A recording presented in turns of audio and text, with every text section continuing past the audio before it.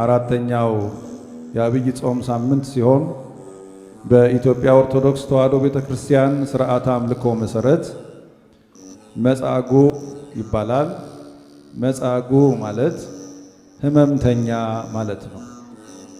በሽተኛ በደዌ የተያዘ ማለት ነው እና ይህንን ሳምንት ይህንን ሰንበት ጀምሮ ሙሉ ሳምንቱን ቅድስት ቤተክርስቲያን የምትዘክረው የምታስበው የሁላችን መድኃኒት የሁላችን ጌታ መድኃኔ ዓለም ኢየሱስ ክርስቶስ በደዌያት ላይ ባለስልጣን እንደሆነ፣ የታሰሩትን እንደፈታ፣ የታመሙትን እንደፈወሰ በዝማሬና በቅዳሴ እንዲሁም በወንጌል አገልግሎት ታስባለች።